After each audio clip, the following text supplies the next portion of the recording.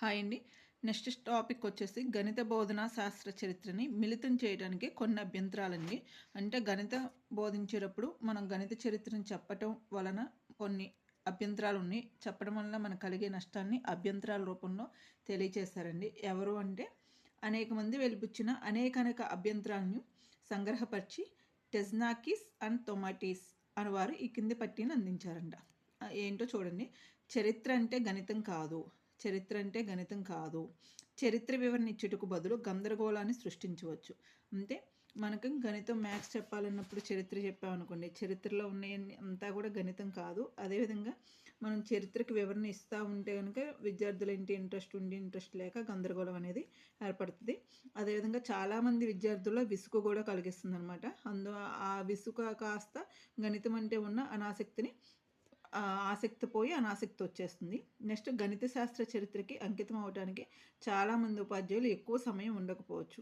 అంతే కదా, మనం క్లాస్ చెప్పుకుంటా పోతాం కానీ పర్టికులర్గా ఆ గణిత శాస్త్ర చరిత్రకు సంబంధించిన విషయాలన్నీ తెలుసుకోవడానికి మనకు సపరేట్ టైం కావాలి. ఆ సమయం అనేది ఉపాధ్యాయులకు ఉండకపోవచ్చు. నెక్స్ట్ అవసరమైన బోధనా వనరులు లేమి. అంటే మనం ఇప్పుడు చరిత్ర గురించి తెలుసుకోవాలన్నా ఏది తెలుసుకోవాలన్నా వాటికి సంబంధించిన బుక్స్ ఉండాలి, లేదా నెట్లో చూడాలనుకున్న ఇంటర్నెట్ ఫెసిలిటీస్ కానీ అన్నీ ఉండాలి. అవసరమైన బోధనా వనరులు లేమి. నెక్స్ట్ గణిత శాస్త్ర చరిత్రని గణిత పాఠ్యాంశ బోధనలో మిళితం చేయడానికి తగిన శిక్షణ లేకపోవటం. అంటే ఇప్పుడు గణిత బోధన అభ్యాసం అంటే మన సబ్జెక్టు కాబట్టి మన సబ్జెక్ట్ మీద మనకు కమాండ్ ఉంటుంది, ఎలాగైనా చెప్తాం. కానీ మనం బోధించే దానిలో చరిత్రని బోధించి చెప్పాలి అంటే మనకు ఎంతో కొంత శిక్షణ ఉంటేనే మనం చెప్పగలుగుతాం. అలా లేనప్పుడు, తగిన శిక్షణ లేనిపోయినప్పుడు, మిళితం చేయటకు తగిన శిక్షణ లేనప్పుడు మనం చెప్పలేమన్నమాట. టీచర్ అనేవాళ్ళు చెప్పలేరు. నెక్స్ట్ తగిన విధంగా గణిత శాస్త్ర చరిత్రని ఉపయోగించడం. తగని విధంగా గణిత శాస్త్ర చరిత్రని ఉపయోగించడం.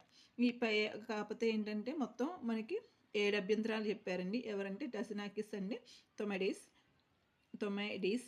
చూడండి, మనకి వీటిల్లో ఒకటి ఇచ్చి కూడా ఈ క్రింది వాటిల్లో ఈ అభ్యంతరాన్ని చెప్పింది ఎవరు అని కూడా అడగడానికి అవకాశం ఉంది. మొత్తం 7 అభ్యంతరాలు. ఏమేంటి? చరిత్ర అంటే గణితం కాదు. చరిత్రని వివరణ ఇచ్చుటకు బదులు గందరగోళాన్ని సృష్టించవచ్చు. చాలామంది విద్యార్థులకు చరిత్ర విసుగు కలిగించవచ్చు. అందువల్ల వారిలో గణితం అంటే అనాసక్తి. నెక్స్ట్ గణిత చరిత్రకు అంకితం అవ్వడానికి ఉపాధ్యాయులకు సమయం ఉండదు. అవసరమైన బోధనా వనరులు ఉండవు. మిళితం చేయాలంటే తగిన శిక్షణ లేకపోవటం. తగని విధంగా గణిత శాస్త్రాన్ని ఉపయోగించడం. అయితే ఏంటంటే అభ్యంతరాలన్నీ తోసిపుచ్చే విధంగా ఉపాధ్యాయులు చారిత్రక ప్రస్తావనలకు వినియోగించడానికి తగిన విధంగా తయారవ్వాలన్నమాట. ఇది ఒక సజెషన్. నెక్స్ట్ టాపిక్ వచ్చేసేసి 1.2.4 అండి. గణిత బోధనలో గణిత శాస్త్ర చరిత్రను మిళితం చేయడం క్లిష్టం అనేటికి కారణాలు. అంటే చరిత్రను పెట్టడానికి అభ్యంతరాలు తెలిపారు, అయినా సరే పెట్టండి అన్నారు కదా. పెట్టడానికి క్లిష్టం అనటానికి గల కారణాలు ఏంటి అంటే, తరగతి గది బోధనలో గణిత చరిత్ర మిళితం చేయడం అంత సులువైన కృత్యం కాదండి. అంత ఈజీగా జరిగే పని కాదు. ఎందుకు అంటే గణిత శాస్త్ర చరిత్ర గురించిన జ్ఞానం ఉపాధ్యాయులకు లేకపోవట. ఉపాధ్యాయులకి గణిత శాస్త్ర చరిత్ర గురించిన జ్ఞానం లేకపోవట. గణిత శాస్త్ర చరిత్ర విద్యా విలువలు వాని ప్రభావం కూర్చిన జ్ఞానం లేకపోవట. అదేవిధంగా మనకి సర్వీస్కి ముందు వృత్తిపూర్వ వృత్యంతర శిక్షణా కార్యక్రమాలు దీనికోసం కీలకమైన పాత్రను పోషించాలి. వీటిలో గణిత చరిత్ర వనరులు ఎందువలన, ఎక్కడ, ఎట్లు అనే ప్రశ్నలకు శిక్షణ ఇవ్వబడాలి. నెక్స్ట్ ఉపాధ్యాయులు ఇట్లు మిళితం చేయదలిస్తే వారి గణిత చరిత్ర జ్ఞానం విద్యా సిద్ధాంతంతో మిళితం చేయించాలి. ఎక్కువ మంది ఉపాధ్యాయులు సేఫ్ జోన్లో ఉండడానికి ఇష్టపడతారు కాబట్టి చరిత్రకు సంబంధించిన వనరుల సేకరణ కూడా వారికి ఇబ్బంది కలిగించవచ్చు.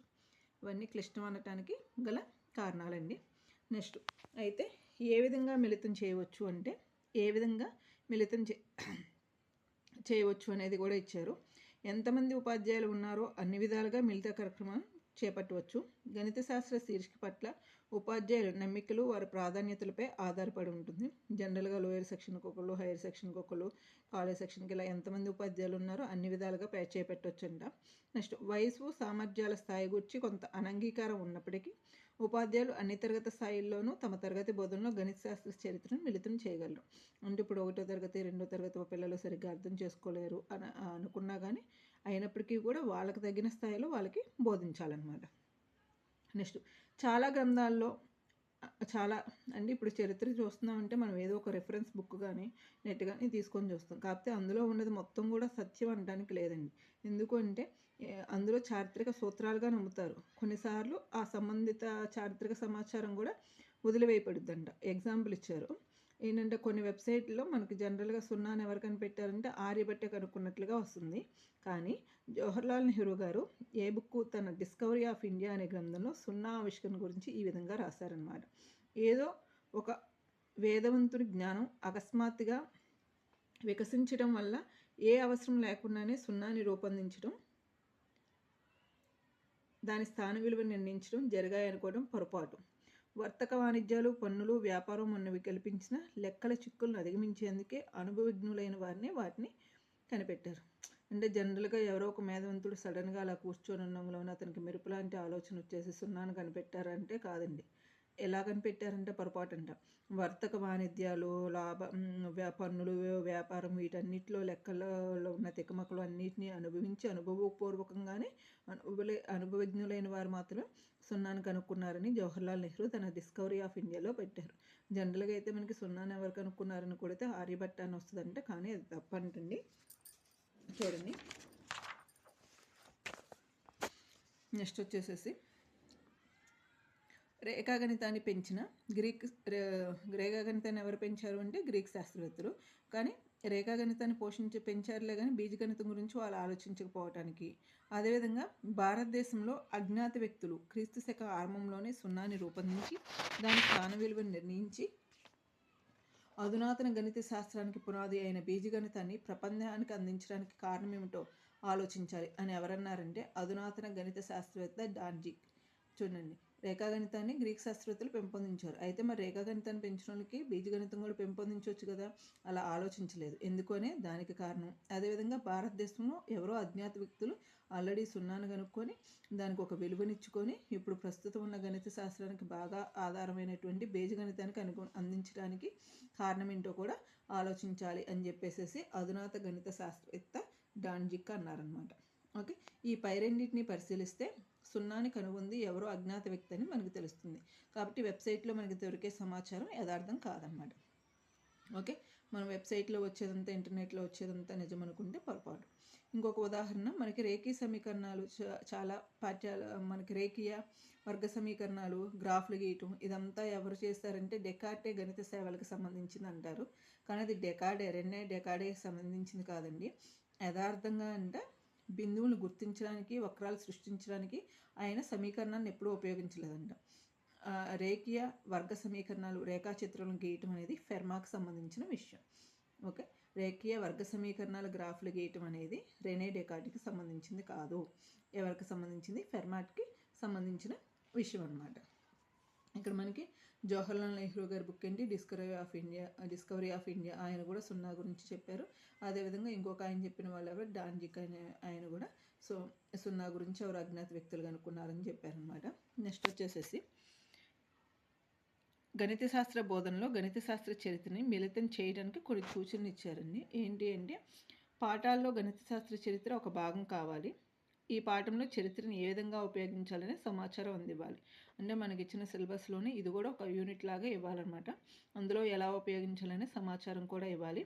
అంతేకాకుండా బోధనా అభ్యాసం, మనం అభ్యాసించే వాతావరణంలోని వివిధ పద్ధతులుగా గణిత శాస్త్ర చరిత్ర నుండి సమస్యలను చేర్చాలన్నమాట.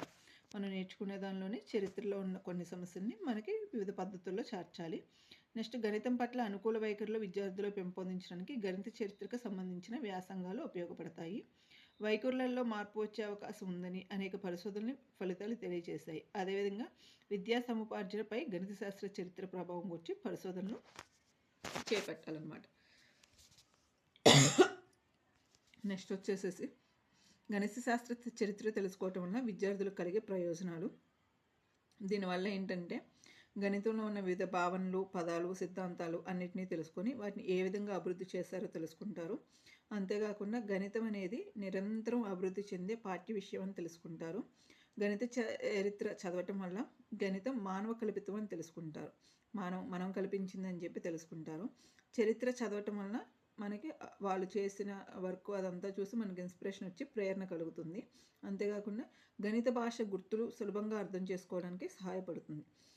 గణిత భాష ఏంటి, గుర్తులు ప్లస్ మైనస్ అవన్నీ మనకు అర్థమైతే కనుక ఏ ప్రాబ్లం ఇచ్చినా సులభంగా అర్థం చేసుకోవడానికి సహాయపడుతుంది.